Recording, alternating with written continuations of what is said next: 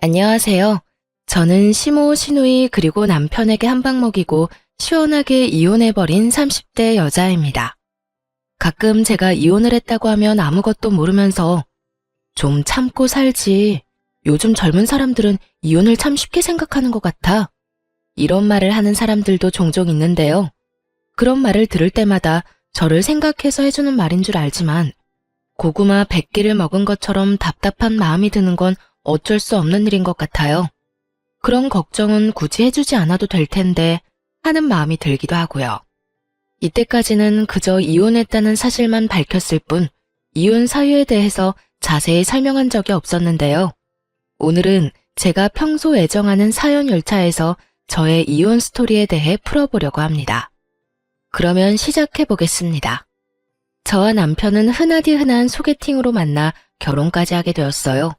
결혼 당시 남편은 모아둔 돈이 별로 없었고 시댁에서도 대학원까지 다니는 시누이 뒷바라지를 하느라 저의 결혼에 도움이 될 형편이 되지 않는 상황이었죠. 형편이 되지 않다고 결혼을 미룰 수도 없는 노릇이고 미룬다고 형편이 더 나아질 것 같지도 않았어요. 그렇다고 없던 일로 하기엔 남편을 너무나도 사랑하고 있었죠. 남편의 능력을 보고 결혼을 결심한 것도 아니었지만 모아둔 것이 없어도 너무 없던 터라 조금 고민스러웠던 것도 사실이에요. 이런 저의 마음을 알았는지 엄마가 선뜻 집을 내어주시더라고요. 딸이 고생하며 사는 것이 싫다고 하시면서요. 혼자의 힘으론 해결이 불가능한 상황이었기에 전 엄마의 도움을 받기로 했고 그렇게 저희는 남들보다 편하게 신혼집을 마련해 살게 되었습니다. 이런 상황을 시댁에서도 알고 친정에 많이 고마워하셨고요. 아가, 이야기 들었어. 사돈께서 집을 내주셨다며? 이렇게 고마운 일이 어디 있겠니?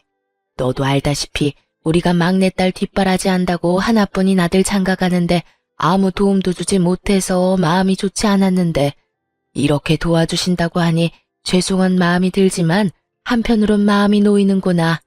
감사하다고 꼭 전해주렴. 네, 어머님. 저희가 잘 살면서 갚으면 되니 어머님은 신경 쓰지 마시고 아가씨께 더 마음 써주세요. 길게 공부하는 게 여간 힘든 일이 아니잖아요. 그렇게 말해주니 고맙구나. 하여튼 우리 아들이 마누라 하나는 잘 골라왔네. 이런 시모였는데 화장실 들어갈 때 마음과 나올 때 마음이 다르다고 하잖아요. 어쩌면 사람이 그럴 수 있는 건죠. 친정에서 집을 받아 결혼할 때는 그렇게나 좋아하며 감사하더니 막상 결혼을 하고 나니 시모가 변하기 시작했어요. 자격지심도 그 정도면 병인데 엄마 집이니 엄마 명의로 두는 것이 당연한 건데도 시모는 저희가 사는 집이면 명의도 당연히 넘길 뿐만 아니라 제 명의도 아닌 공동 명의로 해줘야 하는 것이 아니냐며 딴지를 걸기 시작했어요. 10원짜리 하나 보탠 적도 없는 친정엄마 집을 두고 말이죠. 예, 너 혹시 우리 아들 기 죽이고 그러는 거 아니지? 네? 제가 왜 제 남편 기를 죽여요, 어머님? 그런데 갑자기 그런 말씀은 왜 하시는 거예요? 혹시 남편이 무슨 말 하던가요?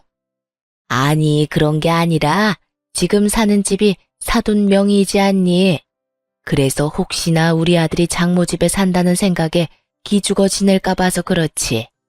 그러게 진작 해주는 김에 명의까지 다 넘겨주면 얼마나 좋아. 공동 명의로 말이다. 그랬으면 우리 아들 어깨 축 펴고 살았을 거 아니야. 매번 이유를 바꿔가며 명의 타령을 해대는 것이 지겹지도 않은지 참 끈질기게도 명의를 걸고 넘어지더군요. 몇 달 동안 같은 문제로 걸고 넘어지니 기계적으로 답하던 그러게요 소리도 나오지 않을 지경이었어요. 그래서 전 이 지겨운 명의 문제를 마무리 짓기 위해 조금 단호하게 나가기로 했어요. 어머님, 제가 이런 말까지 하지 않으려고 했는데요. 아무래도 지금 확실하게 하지 않으면 계속 같은 문제로 감정 상할 것 같아서 말씀드릴게요. 왜? 뭐? 무슨 할 말이라도 있니? 혹시 명의 바꿔주신다고 하든? 아니요. 명의는 앞으로도 절대 바뀔 일 없을 거예요. 지금 사는 이 집, 저희 엄마가 힘들게 번 돈으로 마련해서 조금이라도 편하게 생활하시려고 세주고 계시던 집이었어요. 생활비에 꼬박꼬박 보탠대던 집, 딸이랑 사위 대출 걱정하지 말고 살라고 내주신 건데 명의까지 바라면 그게 도둑놈 심보 아닐까요? 심지어 집 세금도 여전히 엄마가 내고 계신다고요. 한 푼이라도 더 모아야 저희도 안정된 생활할 수 있다고 하시면서요. 그러니까 앞으로 명의 문제는 꺼내지 말아주셨으면 해요. 이렇게까지 말하면 양심에 찔려서라도 아무 말 못하겠지 했는데 시모는 제 생각보다 더 양심은커녕 생각조차 없는 사람이더군요. 무슨 말을 그렇게 하냐며 도리어 저에게 화를 내기 시작했으니까요. 아니 얘, 넌 무슨 말을 그렇게 하니? 도둑놈 심보라니? 넌 내 아들이 도둑놈이란 이 말이니? 진명이 돌리라고 하는 내가 도둑년이란 이 말이야? 시집 온 지 얼마 되지도 않고 해서 될 수 있으면 큰 소리 안 내고 좋게 지내보려고 했더니 너 도저히 안 되겠구나. 아니 어머님, 제 말은 그런 말이 아니잖아요. 매번 전화하실 때마다 명의 문제로 열을 올리시니 어머님이 바라시는 일은 일어날 일이 없다고 알려드린 거예요. 다 됐고 너 이번 주 주말에 집에 좀 오거라. 네가 할 일이 있어. 이러고 끊어버리는데 정말 사람 미칠 지경이더군요. 제가 노는 사람도 아니고 저도 엄연히 회사 생활을 하는 데다가 시댁까지 3시간은 넘게 걸리는데 특별한 날도 아니고 저를 골탕 먹이려고 하는 것이 뻔히 보이는데 이를 어쩐다 싶었어요. 저는 하는 수 없이 남편에게 이러한 사실들을 털어놓으며 남편에게 도움을 구하기로 했죠. 여보, 사실은 어머님께서 결혼하고 난 후로 계속 우리가 사는 집 명의까지 넘겨받아야 하는 거 아니냐고 하셔. 그것도 공동명의. 그게 당신 기 세워주는 일이라면서 하시는데 내가 매번 그건 좀 곤란하다고 해도 늘 같은 말만 하시네. 그랬어? 그런 일이 있었으면 진작 말을 하지 그랬어. 엄마도 참 욕심이 과하셨네. 당신 걱정되는 마음에 그렇게 말씀하시는 거 알겠는데 이번에 또 전화와서 그러시길래 그건 안 되는 일이라고 좀 단호하게 말했더니 주말에 집에 오라고 하시더라고. 할 일이 있다면서. 어떻게 하지? 어떻게 하긴 뭘 어떻게 해. 가면 혼은 혼대로 나고 일은 일대로 할 게 뻔한데. 가지마. 내가 엄마한테 전화해서 일 있다고 잘 말할게. 당신 회사에 중요한 일 맞아서 주말에도 일 나간다고 하면 돼. 그러면서 당신이 요즘 나한테 여러모로 신경 많이 써준다고 슬쩍 흘리면 엄마도 마음 풀릴 테니까 너무 걱정하지 마. 고마워. 고맙긴 내가 미안하지. 엄마가 괜히 당신 귀찮게 해서 앞으로 그런 말 안 나오게 내가 잘 말해볼게. 이때까진 남의 편이 아닌 제 편이었던 남편은 호언장담한 대로 시모를 잘 구워 삶은 모양이었어요. 다음날 시모에게서 다정한 목소리로 주말에 바쁘면 굳이 오지 않아도 된다는 전화를 받았거든요. 이로써 더는 시댁 일로 신경 쓸 일이 없겠거니 했는데 글쎄 더 큰 문제가 저를 기다리고 있더군요. 그건 바로 시누이였어요. 시누이는 철딱서니가 없어도 그렇게 없을 수가 없었는데 가끔 시댁에 갈 때마다 제가 본 시누이의 모습은 저희가 오든 가든 인사도 하지 않는 것은 기본이었고 방에서 온종일 뭘 하는 것인지 방은 엉망진창 그런 난리도 또 없더군요. 그런 인간이 집안일을 돕는 일은 전혀 없었고 식사 자리도 가장 늦게 나와 밥만 딱 먹고선 제 밥그릇 한번 치우는 법이 없더군요. 본인 행동은 그따위로 굴면서 입만 열면 하는 말은 가관이었어요. 언니, 엄마한테 들었는데 생전 엄마한테 전화 한 통 안 한다면서요? 며느리로서 적어도 일주일에 한 번은 시어머니한테 연락해야 하는 거 아니에요? 도리 몰라요, 도리? 적어도 도리는 지키면서 삽시다, 우리. 그거야 제가 연락드리기 전에 어머님이 전화를 주시니까 굳이 제가 할 필요가 없어서요. 어머님께서 일주일에 많으면 4번, 적어도 2번은 연락해 주시는데 굳이 저까지 연락을 드려야 할까요? 아무리 그래도 엄마가 먼저 하는 거랑 언니가 먼저 하는 거랑 느낌이 다르잖아요. 아무튼 언니도 엄마한테 연락 좀 하고 살라고요. 아가씨, 연락 문제는 어머님이랑 저랑 알아서 할게요. 방금 말했다시피 어머님이 그렇게 자주 연락이 오는데 제가 궁금한 게 뭐가 있을 것이며 제가 굳이 먼저 연락할 일이 뭐가 있겠어요? 아가씨는 나중에 결혼하면 시어머니랑 일주일 내내 연인 사이처럼 전화통화하면서 지낼 수 있어요? 별로 할 말도 없는데 굳이 도리상? 그건 아니지만.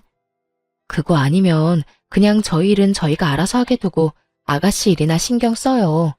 어머님께 들어보니 아가씨 방 청소도 제대로 안 한다고 한숨 쉬시던데. 딸 된 도리로 나이 많은 엄마를 부려먹으셔야 하겠어요? 그것뿐이에요. 매번 올 때마다 밥그릇 한 번 치우는 모습을 본 적도 없고 자기가 먹은 밥그릇 설거지통에 담는 게 힘든 일은 아니지 않나요? 전 진정한 도리가 무엇인지 시누이에게 알려주었고 제 말에 시누이는 입을 꼭 다물고 그저 저를 노려보다 방으로 들어가 버리더군요. 본인이나 잘하지 어디서 도리 운운하며 시누이 노릇이나 하려고 드는 건지 어이마저 없는 지경이었어요. 더 어이없는 건 이런 시누이에게 오냐오냐 하는 남편의 태도였어요. 여동생이 정신을 못 차리고 버릇없이 굴면 남편이라도 나서서 한 소리 해야 할 텐데 이래도 최고 저래도 최고. 남편은 그저 여동생이 죽으라면 죽는 신용까지라도 할 태세였습니다. 그러던 어느 날 일이 터지고야 말았어요. 여보, 제발 정신 좀 차려. 많이 양보해서 아버님, 어머님이 막내딸 예뻐하는 거 그러려니 한다 치자. 그런데 당신은 도대체 왜 그래? 왜 동생 일이라면 나사 하나 빠진 사람처럼 무조건 다 오케이냐고. 내가 뭘 또 그렇게까지 했다고 그래? 당신이 너무 예민하게 구는 거 아니야? 예민? 아가씨가 우리 엄마한테 째째하다고 말할 처지나 된다고 생각해? 그럴 말할 입장이냐고. 우리 엄마가 이 집 우리 살게 해준 것만 해도 감사할 상황에 뭐? 그까지 집 명의 넘겨주는 게 뭐가 대수라고 째째하게 집 깔고 앉아서 집 있는 유세 부리냐고? 그게 나이도 어린 아가씨가 할 말이야? 네, 맞아요. 시누이는 저와 남편이 있는 자리에서 저딴 말들을 아무렇지 않게 짓거렸고 그런 시누이의 말에 시부모들은 물론 남편마저 고개를 끄덕이며 동조하고 앉았더군요. 이미 시모와도 다 끝난 문제였고 하물며 남편놈도 그런 시모가 심했다고 해놓고선 막상 시누이가 이야기를 꺼내니 시누 말이 다 맞다며 고개를 끄덕이는 꼴이라니 집으로 돌아오는 길에 너무 화가 나 남편에게 따져 묻게 된 것이었죠. 제가 이렇게 따지면 사과라도 하겠지 싶었는데 남편놈이 뭐라는 줄 아세요? 올바른 말 하는데 나이가 무슨 상관이야? 말이야 바른 말이라고. 오늘 지연이가 하는 말 들어보니 틀린 말 하나 없던데 뭘. 지연이 말처럼 장모님이 이왕 집 내주신 김에 명의도 같이 내주셨으면 얼마나 좋아. 당신도 내신 명의까지 넘겨주실 거라 바랬던 거 다 알아. 이러는 거 있죠? 그전까진 시모의 과한 욕심이라고 하던 사람은 어디로 갔는지 여동생이 그딴 식으로 한 말을 옹호라고 나서는 꼴이라니. 남편의 말을 듣는 순간 전 머리끝까지 화가 치솟아올랐고 그야말로 남편을 쥐잡듯 잡아버렸습니다. 알긴 뭘 알아. 내가 당신이랑 당신 집 같은 줄 알아? 어떻게 사람들이 양심이 없어? 새 한 푼 내지 않고 우리 엄마 집에서 살면서 뭐? 이젠 명의까지 내놓으라고? 거기에다 째째해? 당신은 다를 줄 알았는데 뭐가 어쩌고 저째? 이럴 줄 알았으면 엄마가 집 들어가서 그냥 살라고 할 때 반대하는 거였어. 아니다. 지금이라도 늦지 않았네. 우리 이사 나가. 이사 나가서 대출을 껴서 집을 사든 월세살이를 하든 그렇게 하자고. 난 더는 우리 엄마한테 감사하기는커녕 명의까지 탐내는 당신이랑 우리 엄마 집에서 못 살아. 제 말에서 깊은 분노를 느낀 남편은 서둘러 그런 뜻이 아니었다며 저를 달래기 시작했고 집에 도착할 때까지 전 한마디도 하지 않았어요. 화가 너무 난 상태였던지라 입을 여는 순간 이혼이라는 말이 나올 것만 같았거든요. 그 후론 남편이나 시댁에서나 명의 이야기는 꺼내는 일이 없었고 저는 최선을 다해 시댁 식구와의 만남을 피하며 지내고 있었습니다. 만날 때마다 기분만 상할 뿐더러 기운만 뺏기니 아무리 시댁 식구라 한들 만나고 싶지 않은 마음이 컸으니까요. 남편 역시 이런 제 마음을 알았는지 굳이 시댁 식구들과 저를 엮지 않고 지내며 가족들이 생각나거나 보고 싶은 날엔 혼자 다녀오곤 하더군요. 지금 생각하면 정말 시댁에 간 건 맞았나 싶긴 하지만요. 하여튼 그렇게 저에겐 평화롭던 어느 날 남편이 제 눈치를 살피는가 싶더니 어렵게 이야기를 꺼내놓더라고요. 여보, 저기 할 말이 있는데 시간 있어? 무슨 말이길래 이렇게 뜸을 들여? 왜? 무슨 일 있어? 그게 다른 게 아니라 지연이가 서울에 온다네? 며칠 지내고 간다나 봐. 아가씨가? 왜? 며칠이나? 한 3일 정도? 놀러 오는 게 아니라 취업 때문에 여기저기 자리 알아본다고 올라온다는데 우리 집에서 좀 지내면 안 돼? 평소 시누이가 집에서 어떤 꼴로 지내는지 뻔히 아는데 저희 집에 들일 순 없는 노릇이었죠. 하물며 서로 앙금도 남아있던 터라 더욱 집에서 지내게 하고 싶진 않더라고요. 누군 고작 3일이라고 할 수도 있겠지만 저에겐 그 3일이 지옥 같을 것이라 믿어 의심치 않았기에 저는 고민할 것도 없이 남편에게 이렇게 말했어요. 당신도 알지? 그때 일로 아가씨나 나나 아직 앙금 남아있는 거. 거기에다 그때 아가씨 그 말 때문에 우리 크게 싸우기까지 했었어. 그런데 우리 집에 아가씨를 3일이나 지내게 하자고? 난 싫어. 절대 싫어. 그리고 아가씨 자기 손으로 뭐 하나 할 줄 아는 것도 없잖아. 나보고 회사 일에 당신 뒷바라지 하는 것도 모자라 아가씨 뒷바라지까지 하라고? 아, 싫어. 여러모로 다 싫어. 그러면 어떻게 해? 서울에 친구도 없다는데. 그러지 말고 당신이 이번 한 번만 양보해줘. 한 번이 2번 되고 2번이 3번 되는 법이야. 난 싫으니까 정 안 되겠으면 호텔이라도 보내든가. 아마 모르긴 몰라도 아가씨는 우리 집보다 호텔이 더 좋다고 할 거다. 왜? 사진 찍어서 인스타 올리고 이런 거 좀 좋아해? 그런가? 하긴 그럴 수도 있겠네. 괜히 우리 집 와서 당신하고 또 싸우기라도 하면 생각만 해도 피곤하다. 그러면 나 지연이 호텔비 결제해 줄 테니까 결제 내역에 호텔 있어도 괜한 오해하지 마. 알겠어. 오해 같은 거 절대 안 할 테니까 집으로나 데리고 오지 마. 그렇게 시누이는 3일 동안 호텔에서 지내게 되었고 저의 예상대로 시누이는 섭섭해하기는커녕 호텔에서 지내는 3일 동안 아주 만족하며 지냈다고 하더군요. 하긴 돈이 얼만데 싫다고 할 수 있겠어요. 그 뒤로도 종종 시누이가 면접 때문에 서울로 올 때면 호텔에서 지내게 되었고 그럴 때마다 남편이 달려가 결제를 해주곤 했어요. 생각보다 그 지출이 커 아까운 마음이 없었던 건 아니었지만 집으로 데리고 와 서로 얼굴 붉히고 괜한 에너지 쏟는 것보단 나은 것이라 생각했기에 그저 지켜만 보고 있었죠. 그런데 아무리 취업 때문이라고는 하지만 시누이가 너무 자주 올라온다는 생각을 지울 수가 없더라고요. 처음엔 결제만 해주고 오던 남편도 시누이가 오는 날엔 함께 저녁을 먹는다며 늦기 시작하더니 어느 순간부턴 함께 면접 준비를 한다며 외박을 하는 날도 종종 생기더군요. 그날 역시 그런 날이었어요. 여보, 오늘 지연이 오는 거 알지? 매번 면접에서 떨어지고 지연이가 요즘 힘들어해. 그래서 하는 말인데 오늘도 지연이랑 있으면서 면접 연습 좀 하려고. 그러면 오늘도 안 들어오는 거야? 아마도. 될 수 있으면 늦게라도 오겠지만 혹시 모르는 일이니까 기다리지 마. 알겠지? 고생해. 괜히 아가씨 호텔로 보냈나? 집에서 지냈으면 당신이 이렇게까지 고생 안 해도 되는 건데. 아니야. 당신 말대로 집에서 지냈으면 내가 더 힘들었겠다 싶기도 해. 당신이랑 지연이 서로 안 맞는 건 사실이잖아. 나도 지연이랑 당신이랑 다투기라도 하면 무턱대고 당신 편을 들 수도 없고 호텔에서 지내는 게 여러모로 좋은 결정이었어. 그러니까 그런 신경 쓰지 말고 퇴근하고 와서 푹 쉬어. 알겠어. 조금 미안하더군요. 남편의 외박이 잦아지며 쎄한 기분이 들었는데 저렇게까지 저를 신경 써주고 있었다니 괜히 미안한 마음이 들기도 하더라고요. 그런 마음이 들자 그래도 시누이가 취업 좀 해보겠다고 서울까지 와서 저 고생을 하는데 언니라는 사람이 마냥 손 놓고 있는 것도 좀 아니란 생각도 들었고요. 그래서 전 퇴근 후 호텔로 찾아가게 되었습니다. 평소 남편이 시누이가 올 때마다 결제해주던 호텔을 알고 있었던 터라 호텔로 찾아가 남편에게 전화를 걸었지만 전화를 받지 않더라고요. 바쁜가 하는 마음에 시누이에게 전화를 걸려는 순간 남편의 뒤통수가 보이더군요.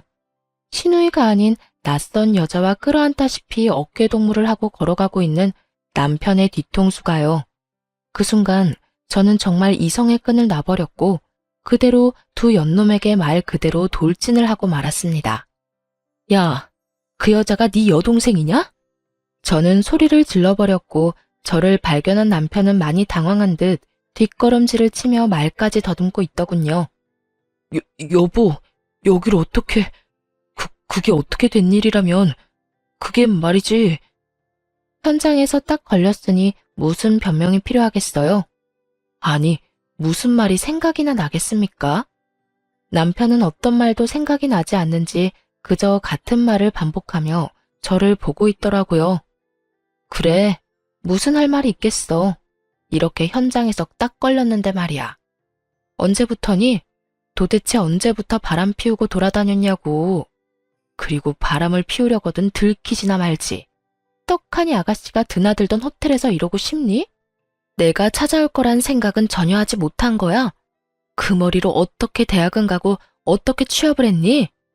저는 고래고래 소리를 질러댔고 그 순간 상간녀는 제 눈치를 살핀다 싶더니 도망치려 자세를 잡고 있더군요.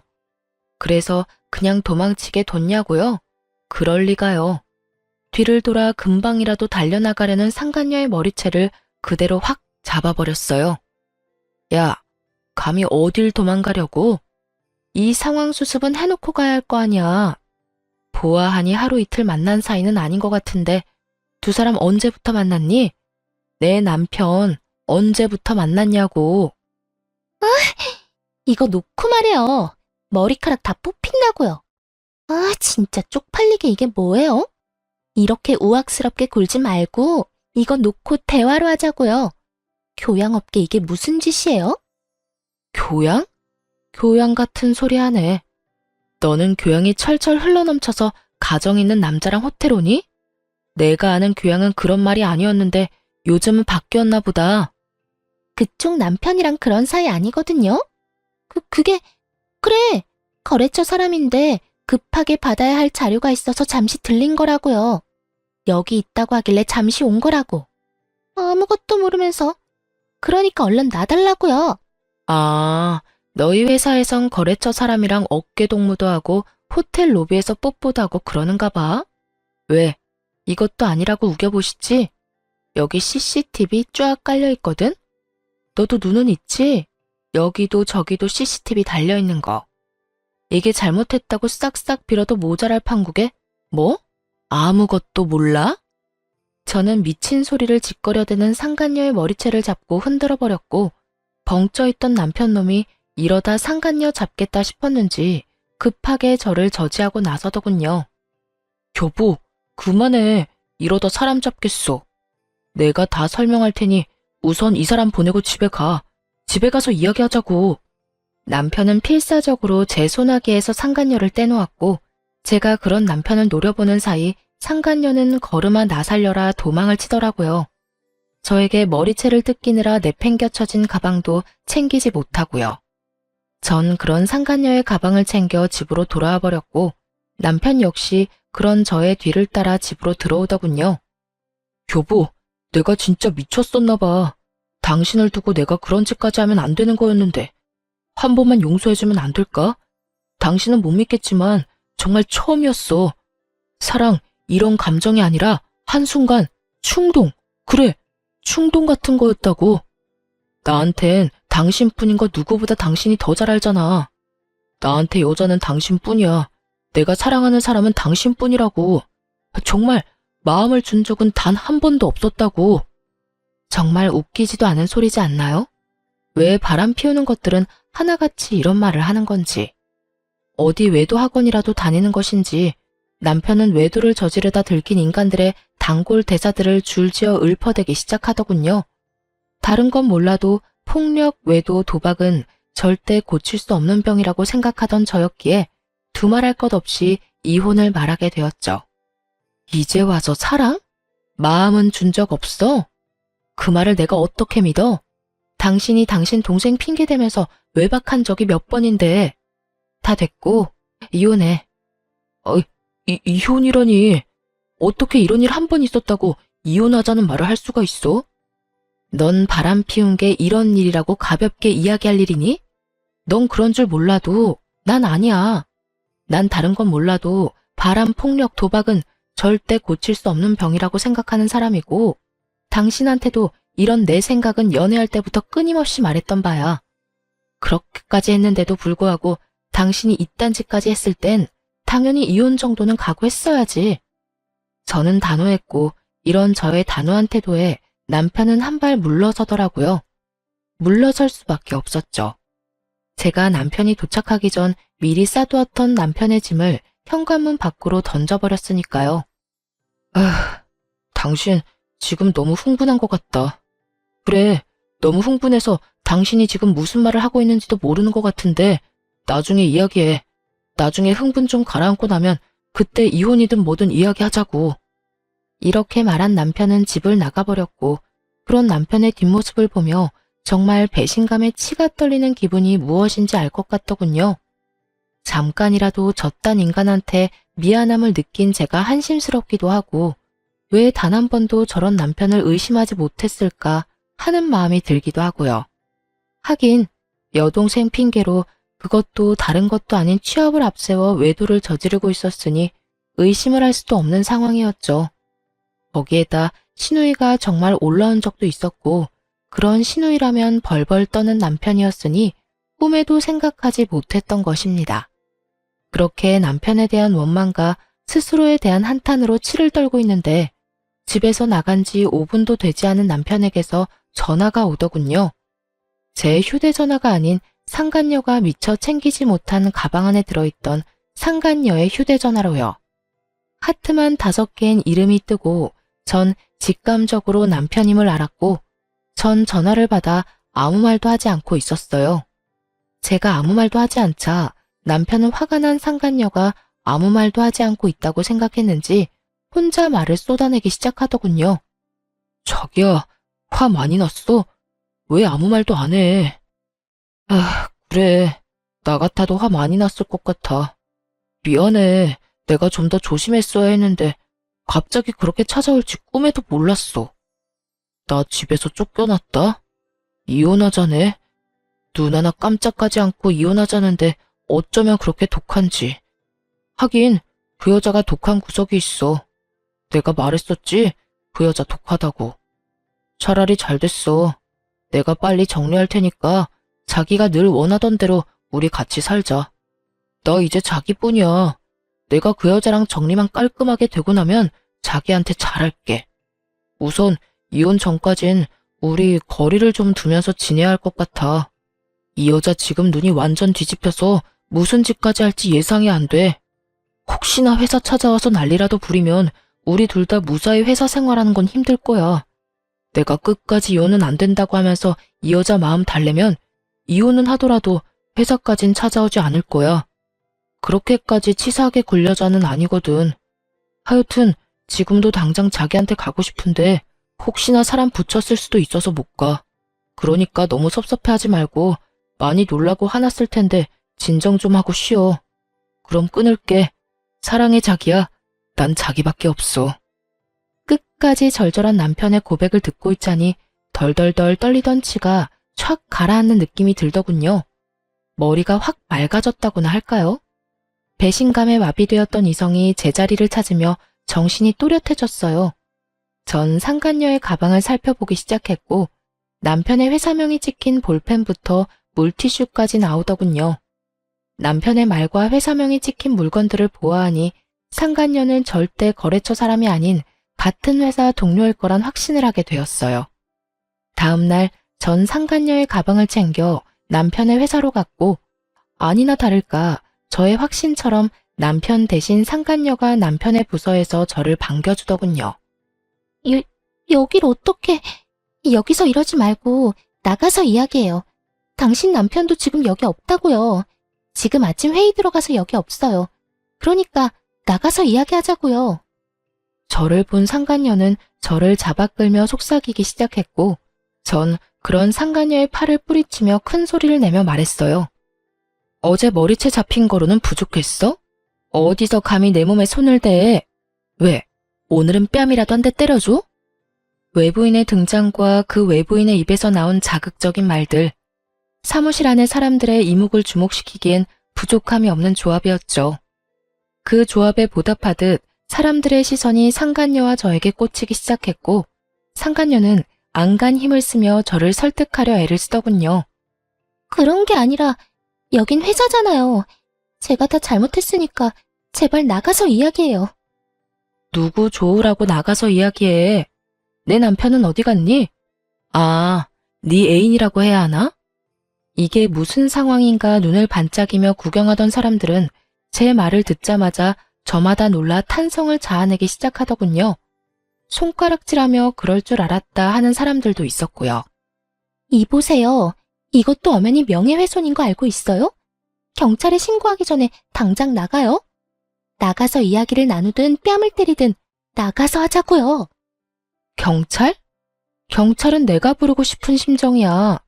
아, 다 됐고 내 남편 얼굴 보고 가겠다는데 그것도 안 되는 거니? 호텔은 너랑 다녀도 호적은 아직 내 남편인데 얼굴 정도는 보고 가야 하지 않겠어? 이호민 씨, 혹시 이호민 씨 어디 갔나요? 제 입에서 남편의 이름이 나오는 순간 남편이 저에게로 달려오는 모습이 보이더군요. 얼굴이 사색이 되어서요. 여보, 회사까지 찾아오면 어떡해? 내가 내 발로 오겠다는데 네가 무슨 상관이야? 그리고 내가 그냥 왔겠니? 네 애인 가방 주러 왔어. 어제 호텔에서 두고 간 가방.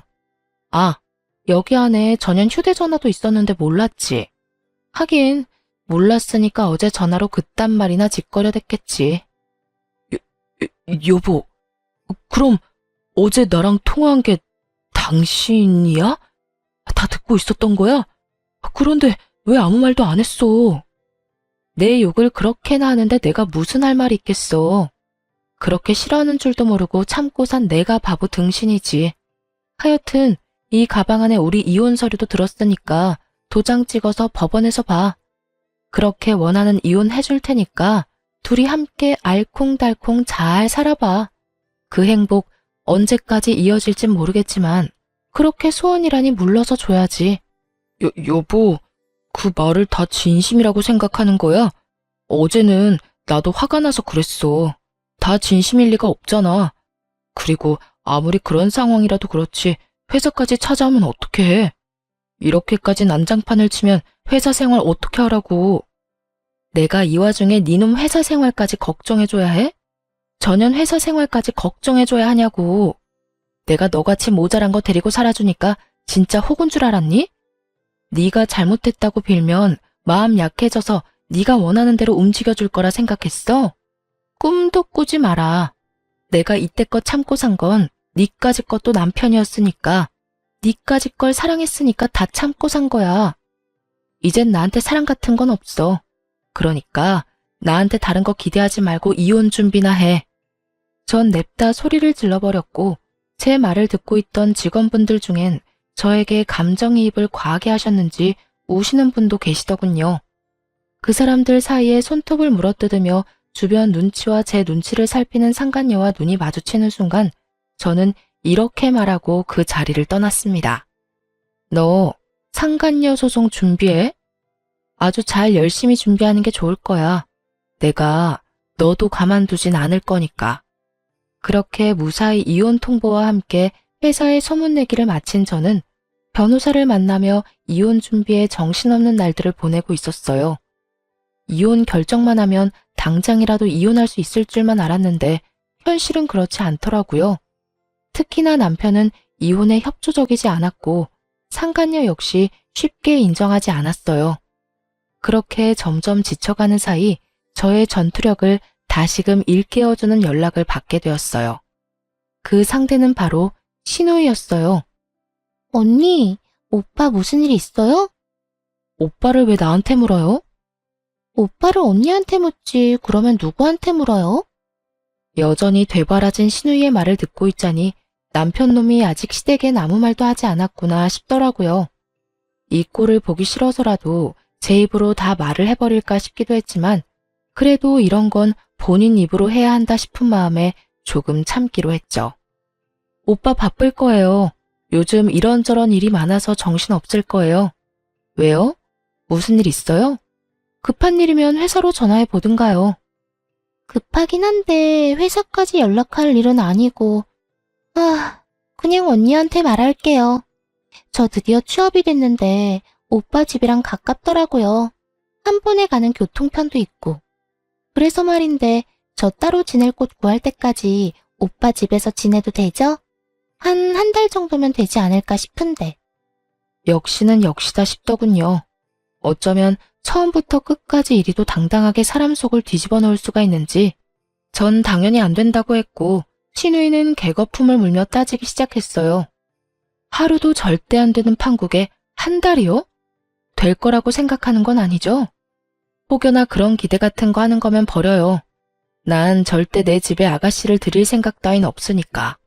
그러니까 받을 때까지 오빠한테 전화해서 그 잘난 아가씨 오빠랑 상의해요. 애먼 사람 괴롭힘을 생각하지 말고. 말 진짜 섭섭하게 하네. 언니, 오빠만 가족이에요?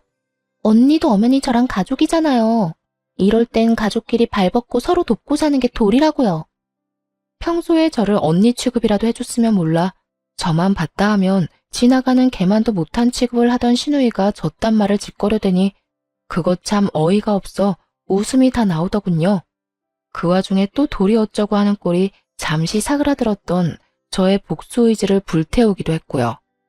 이 골빈 신우이를 어떻게 해야 하나 고민하는데 저의 고민을 덜어주려는 듯 신우이가 친히 해결책을 내놓더군요. 언니, 다 됐고 언니가 그렇게 싫다고 하니 그냥 호텔로 갈게요. 매번 지내던 호텔 알죠? 거기서 한 달 지내면서 집 알아보면 되겠네. 호텔이요? 한 달? 그 돈이 얼만 줄이나 알아요? 한두 푼도 아니고 괜찮겠어요? 호텔비? 그건 언니가 줄 거잖아요. 집에도 못 오게 했으면 적어도 비용이라도 지원해줘야 하는 게 도리 아니에요? 호텔도 처음엔 혼자 있으려니 무섭기도 하고 그랬는데 생각해보니까 언니 집보단 호텔이 더 편할 것 같아요. 청소해줘, 밥 줘. 무엇보다 돈이 비싸서 그런가? 침대가 너무 좋은 거 있죠? 대단하지 않나요? 저한테 돈을 맡겨둔 것도 아니고 어쩌면 이리도 당당하게 지원이란 말을 쓸 수가 있는 것인지 심지어 지원해줄 사람은 지원할 생각도 한 적이 없는데 말이죠. 여기까지만 해도 어이가 없는데 신우이는 쉬지 않고 그 다음 계획을 털어놓고 있더라고요. 집도 사실은 받은 집이 있긴 한데 보증금이 비싸서 그렇지 월세는 꽤 괜찮더라고요. 그냥 거기로 계약할까 싶은데 언니가 보증금은 도와줄 거죠? 1,000만 원 정도면 될 것 같아요. 가족 좋은 게 뭐예요? 이럴 때 돕고 살아야 하지 않겠어요? 언니 시집 올 때 나한테 준 거 아무것도 없으니까 그걸로 퉁칠게요. 그럼 언니만 믿고 계약해요. 이러고 전화를 뚝 끊어버리더군요. 그 예의란 밥 말아먹은 전화 예절이 이럴 땐 참 고맙더라고요. 통화가 조금만 더 길어졌다간 이혼 소송 중이란 말을 털어놓으며 나와는 상관없는 일이니 다신 이런 일로 전화하지 말란 말을 하기 직전이었으니까요. 그렇게 전 신우이가 제 무덤 스스로 파는 짓거리를 방치한 채 이혼을 성공리해하게 되었습니다. 결혼하며 쓴 돈들은 거의 회수하고도 남을 위자료와 상간녀에게까지 위자료를 받고 이혼하게 된 것이죠. 그 정도 위자료까진 기대하지 않았는데 다 출중한 변호사분 덕분이었죠. 두 사람은 회사에서 권고사직을 당한 상태로 보였고 계획대로 되는 일이 없자 사이도 틀어진 것 같더라고요. 이게 다 너 때문이야. 이게 왜 나 때문이야? 다 네 놈 때문이지. 유부남이면 유부남답게 행동했어야지. 내가 뭘 어쨌다고. 그렇게 말하는 너야말로 나 유부남인 거 다 알면서 나한테 꼬리쳤잖아. 말술을 마시면서 맥주 한 잔 먹고 어지럽다고 하질 않나. 호텔 구경을 하고 싶다고 하질 않나. 내가 미쳤지. 이런 상여인 줄도 모르고 넘어간 내가 한심한 놈이지. 그러게, 누가 넘어오래? 좋다고 넘어온 사람이 누군데? 그리고 너만 손해가 막심한 줄 알아? 나도 마찬가지다 이거야. 내 나이가 몇 살인데 회사 살린 것도 모자라 상간녀 딱지까지 어떻게 책임질 거야? 내가 왜 책임져? 자기 인생은 스스로 책임지고 챙기고 살아야지. 하여튼 소송만 끝나면 다신 보지 말자. 니년만 보면 화가 치밀어 오른다고. 어쩌다 니년 같은 걸 만나서 내 꼴이 이렇게 됐나 해서. 이렇게 네가 잘했니 내가 잘했니 싸우는 꼴을 종종 보이곤 했으니까요. 이것만으로도 통쾌한데 더 통쾌한 일이 저를 기다리고 있더군요. 이혼하고 난 후 전 남편이 이혼 소식을 시댁에 전했는지 화가 잔뜩 난 전 시누이에게서 연락이 왔더라고요. 언니, 이혼했다는 거 사실이에요? 왜요? 왜 이혼했는데요? 내가 그런 것까지 너한테 말해야 하니? 내가 왜? 너, 지금 너라고 했어요? 아, 이혼했다 이거예요? 됐다 됐어. 그깟 호칭이 뭐라고. 다 됐으니까 이혼했어도 내 호텔비랑 보증금은 해줄 거죠? 나 방 계약도 다 했단 말이에요. 아이 참, 왜 이혼하고 난리야? 왜 나한테 한마디 상의도 없이 이혼하냐고. 간도 크다 했어요. 저는 이러다 할 대답도 하지 않았는데 덜컥 방부터 계약했다고 난리를 부려대더군요. 거기에다 한 달이 남짓한 시간 동안 정말 호텔에서만 쭉 지낸 듯 했고요. 내가 왜? 내가 언제 해준다고 했었나? 그리고 아주 만약에 내가 이혼 안 했더라도 네 호텔비는커녕 보증금 따위 줄 생각은 전혀 없었어. 그런데 지금 이 상황에 내가 왜 너한테 돈을 주겠니? 꿈 좀 깨라. 이제 와서 그렇게 나오면 어떡해요. 지금 쓴 돈이 얼만데. 그러지 말고 호텔비는 오빠한테 달라고 할 테니까 보증금이라도 좀 해달라고요. 마지막 선물. 그래, 마지막으로 나한테 주는 선물이라고 생각하면 되겠네. 마지막 돌이라고 생각하고 오빠한테 받은 위자료로 딱 보증금만 해줘요. 해달라고요. 아, 해달라고. 이러면서 악을 쓰기 시작하는데 도저히 좋은 말론 말이 통하지 않겠더라고요. 제 입 더러워지는 것이 싫어 험한 말은 하고 싶지 않았는데 하는 수 없겠더군요. 이런 미친년이 있나? 야, 미쳐도 곱게 미쳐. 너 나한테 돈 맡겨놨어?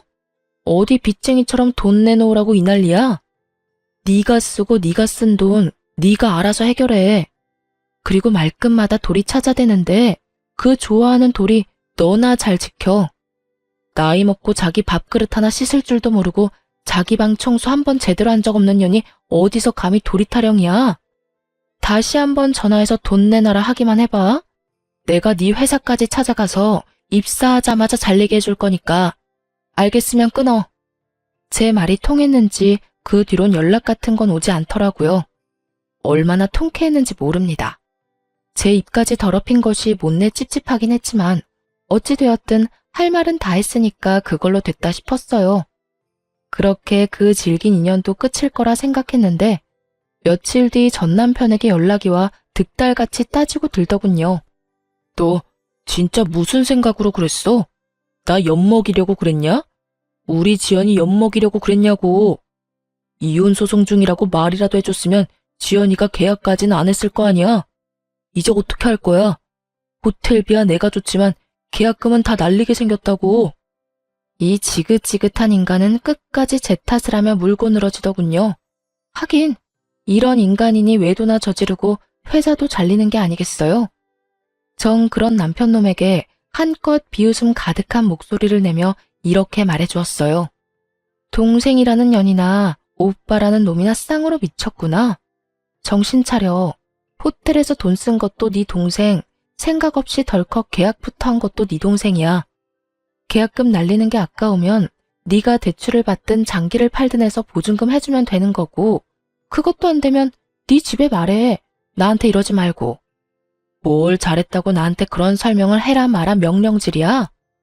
내가 이혼할 판국에 그런 설명까지 친절하게 하리?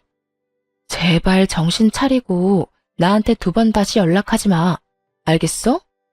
전화를 끊은 저는 그 지긋지긋한 인간들의 전화를 다 차단하며 비로소 전 남편과 전 시댁과의 인연의 마침표를 찍었습니다. 그 후 신혼집으로 지내던 집은 다시 세를 주고 전 친정에서 지내고 있습니다. 오만정이 떨어진 이혼이라고 한들 심적으로 너무 힘들더라고요. 그런 저에게 친정엄마는 함께 살자고 해주셨고 저는 죄송하긴 했지만 엄마의 뜻을 따르기로 했습니다. 처음엔 엄마 역시 상심이 크시긴 하셨지만 그간 제가 어떻게 지냈는지 듣게 되시며 차라리 잘했다고 해주시더라고요. 그렇게 살다간 제 명대로 살진 못했을 거라고요. 전 여전히 회사에 다니며 잘 지내고 있어요. 이혼 이후 그간 꽉 막혔던 운이 트이는 듯 일도 잘 진행된다 싶더니 현재는 진급까지 앞두고 있어요. 일도 잘 풀리고 가정에서 스트레스 받을 일도 없으니 삶의 활력도 생기고 마음도 훨씬 여유로운 것이 왜 진작 이혼하지 않고 버티고 살았나 후회까지 되는 거 있죠. 이로써 저의 긴 사연도 끝이 났네요. 저의 긴 사연 함께 해주셔서 감사합니다.